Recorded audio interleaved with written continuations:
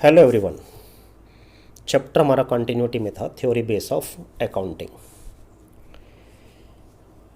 इस चैप्टर का आज मैं आपको समझाऊंगा third principle, accounting period principle. According to accounting period principle, the life of an enterprise is broken into smaller periods so that its performance is measured at regular intervals। इस principal के according बेटा हम business की total life को, जब से वो शुरू हुआ, जब वो वाइंड अप हुआ, उसकी टोटल लाइफ को हम स्मॉल पीरियड्स में डिवाइड कर देते हैं और एक पीरियड को हम अकाउंटिंग पीरियड कहते हैं। ऐसा हम इसलिए करते हैं ताकि हम रेगुलर बेसिस पर बिज़नेस की परफॉर्मेंस को चेक कर सकें। देखो बेटा, एक चीज़ तो क्लियर है कि बिज़नेस की ट्रू परफॉर्मेंस को आप तभी जज कर पाओगे, ट्रू मैनर में तभी जज कर पाओगे जब बिज़नेस आपका कंप्लीटली वाइंड अप हो जाएगा, जब पूरे तरीके से आपका बिज़नेस बंद हो जाएगा। But ascertainment of profit after long period will be in little use of the different users of accounting information। लेकिन बेटा, अगर आप अपने फाइनेंशियल स्टेटमेंट को इतने लॉन्ग पीरियड के बाद, जब आपका बिजनेस वाइंड अप हुआ, तब तैयार करोगे, तब वो जो आपके जो डिफरेंट यूज़र्स हैं, बिजनेस के different users of accounting information, जो हमारे फाइनेंशियल स्टेटमेंट्स में इंटरेस्ट दिखाते हैं, उसको यूज़ करते हैं, जिसके बेस पे वो डिसीज़न लेते हैं, वो फाइनेंशियल स्टेटमेंट आपने कब तैयार किए? जब आपका बिज़नेस वाइंड अप हुआ तब तैयार किए, और उस पर आप फिर उसको एनालाइज कर रहे हो, चेक कर रहे हो आपके बिज़नेस की पोजीशन क्या है, आपने कितने प्रॉफिट्स अर्न किए, क्या पोजीशन आपकी रही। लेकिन बेटा, वो जो इन्फॉर्मेशन है वो आपके यूज़र्स के किसी काम की नहीं है, क्योंकि यूज़र्स उस अकाउंटिंग इन्फॉर्मेशन के बेस पे डिसीज़न लेता है कि भाई वो अब आपके बिज़नेस के साथ एसोसिएटेड रहे, जुड़ा रहे, या आपके साथ बिज़नेस बंद कर दे। लेकिन बेटा, आपका बिज़नेस तो बंद हो चुका है, उसके बाद आप जो भी फाइनेंशियल परफॉर्मेंस उसकी फाइंड आउट कर रहे हो, चेक कर रहे हो, वो किसी काम की नहीं है उस डिफरेंट यूज़र्स के लिए, चाहे वो इंटरनल यूज़र्स हैं, चाहे वो एक्सटर्नल यूज़र्स हैं। इसलिए कहा जाता है कि बेटा, इतने लंबे टाइम के बाद फाइनेंशियल स्टेटमेंट्स तैयार करना, बुक्स को क्लोज़ करना किसी काम का वो नहीं है। इसलिए हम क्या करते हैं, बिज़नेस की टोटल लाइफ को क्या करते हैं, स्मॉल पीरियड्स में डिवाइड कर देते हैं और एक पीरियड को हम अकाउंटिंग पीरियड कहते हैं। नॉर्मली बेटा, ये जो अकाउंटिंग पीरियड है ये 12 मंथ्स का पीरियड होता है। अब जो 12 मंथ्स हैं, ये हर बिज़नेस अपने अपने हिसाब से डिसाइड करते हैं।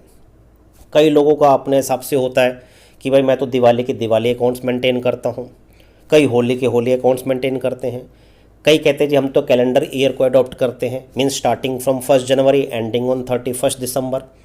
कई लोग 1 अप्रैल को अकाउंट क्लोज करते हैं और 31 मार्च को क्लोज करते हैं। आप कैसे भी अपने अकाउंट्स मेंटेन करो, that is irrelevant. But income tax point of view से बेटा, आपको अपने अकाउंट्स अलग से तैयार करने पड़ेंगे, starting from 1 April ending on 31 मार्च।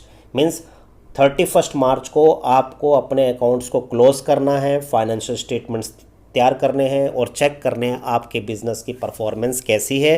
फिर उस परफॉर्मेंस को आप अपने जो डिफरेंट यूज़र्स हैं उनको कम्युनिकेट करेंगे ताकि वो डिसीज़न ले सकें, डिफरेंट जो उनके डिसीज़न हैं वो ले सकें अपने अकॉर्डिंगली, कि भाई बिज़नेस के साथ अब हम एसोसिएटेड रहना है या बिज़नेस के साथ हमारे को लिंक अपने तोड़ने हैं।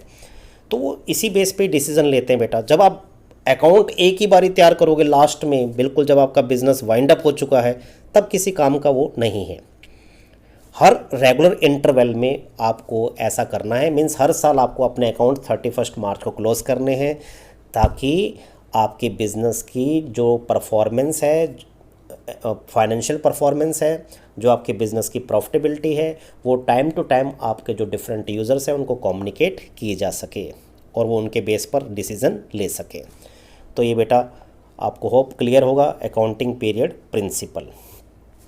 एक प्रिंसिपल बेटा और लेते हैं हम, concept going concern concept. According to this concept, it is assumed that business will continue to exist for a long period in the future. बेटा इस प्रिंसिपल के अकॉर्डिंग हम ये मानकर चलते हैं कि जो हमारा बिजनेस है वो लॉन्ग पीरियड तक कंटिन्यू रहेगा। हम कभी भी ये नहीं मानकर चलते कि भाई आज हमने बिज़नेस स्टार्ट किया, कल वो या किसी बहुत जल्दी नियर फ्यूचर में वो क्लोज्ड हो जाएगा, जल्दी बंद हो जाएगा, ऐसा हम कभी नहीं मानते। हम ये मानते हैं कि बिज़नेस आज स्टार्ट किया तो ये लॉन्ग पीरियड तक जो है चलेगा। Due to this concept we record fixed assets at their original cost and depreciation is charged on these assets without reference to their market value. इसी कंसेप्ट की वजह से बेटा, गोइंग कंसर्न कंसेप्ट की वजह से ही जो आज हम फिक्स्ड एसेट्स परचेज करते हैं, fixed assets like land, building, plant, machinery, furniture वगैरह जो भी हम परचेज करते हैं उसको हम ओरिजिनल कॉस्ट पर रिकॉर्ड करते हैं और उस पर डेप्रिसिएशन चार्ज करते हैं irrelevant to its market value. Market value को हम रिकॉर्ड नहीं करते। क्यों रिकॉर्ड नहीं करते? क्योंकि बेटा इसको हमने नियर फ्यूचर में बेचना नहीं है, ठीक है। क्योंकि बिजनेस लॉन्ग पीरियड तक चलेगा तो ये एसेट भी लॉन्ग पीरियड तक चलेंगी, ठीक है बेटा। इसलिए हम उसको कॉस्ट पर रिकॉर्ड करते हैं, डेप्रिसिएशन चार्ज करते हैं irrelevant to their market value. Due to this concept the full cost of the asset would not be treated as an expense in the year of purchase itself. ये भी बहुत important है बेटा। अगर आपने कोई मशीन 1 लाख रुपए की परचेज करी जिसकी लाइफ 10 ईयर्स है, तो आप पूरे 1 लाख रुपीज़ को आप एक्सपेंस एज एन एक्सपेंस अपने अकाउंट्स में रिकॉर्ड नहीं करते, क्योंकि उसकी लाइफ 10 साल है और बिजनेस भी लॉन्ग पीरियड तक चलेगा। तो आप उस एसेट की कॉस्ट को 10 से डिवाइड करके ₹10,000 पर एनम, जिसे हम डेप्रीशिएशन कहते हैं, एज एन एक्सपेंस अपने बुक्स ऑफ अकाउंट्स में रिकॉर्ड करते हैं। मीन्स पूरी कॉस्ट जो उसकी है 1 लाख रुपीज़, उसको जिस साल परचेज किया उस साल एक्सपेंस नहीं मानते, due to going concern concept. The market value of the fixed assets is irrelevant and it is not recorded in the books of accounts in the balance sheet as these assets are not going to be sold in near future। ये बात बेटा मैंने आपको बताई। इन assets की जो भी हमने परचेज करी है इसको हम कॉस्ट पे रिकॉर्ड करते हैं और इस पर एनुअल डेप्रिसिएशन चार्ज करते हैं और इसकी हम मार्केट वैल्यू को शो नहीं करते क्योंकि इसको हमें नियर फ्यूचर में बेचना नहीं है। Without this concept the classification of current and fix assets and short and long term liabilities can not be made. Means कुछ को बेटा हम कहते हैं करंट एसेट्स है, कुछ हम कहते हैं नॉन करंट एसेट्स है, कुछ हम कहते हैं करंट लाइबिलिटीज़ है, कुछ हम कहते हैं नॉन करंट लाइबिलिटीज़ है। कुछ एक्सपेंस को हम कहते हैं कैपिटल एक्सपेंस है, मीन्स कैपिटल एक्सपेंडिचर है, और कुछ को हम कहते हैं रिवेन्यू एक्सपेंडिचर है। ये जो सारा डिस्टिंग्विश आप करते हैं ये सब आप गोइंग कंसर्न कंसेप्ट की वजह से ही करते हैं।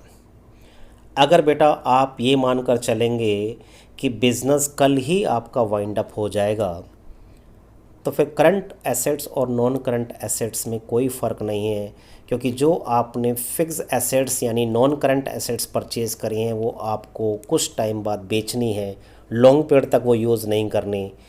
और जो करंट लायबिलिटी और नॉन करंट लायबिलिटी में आप डिस्टिंग्विश करते हो वो डिस्टिंग्विश करना भी आप नहीं कर वो डिस्टिंग्विश भी आप नहीं कर पाओगे, क्योंकि आप ये मानकर चल रहे हो बिज़नेस आपका कुछ टाइम बाद क्लोज्ड हो जाएगा, तो करंट नॉन करंट में कोई डिफरेंस नहीं रह जाएगा। ये जो हम करंट और नॉन करंट कहते हैं, कुछ को current assets, non current assets, current liabilities, non current liabilities, revenue expenditure, capital expenditure, recurring nature, non recurring nature, ठीक है। ये सब बेटा जो हम डिफरेंस करते हैं due to going concern concept करते हैं बेटा। तो होप बेटा आपको ये कंसेप्ट प्रिंसिपल भी क्लियर हो गया होगा।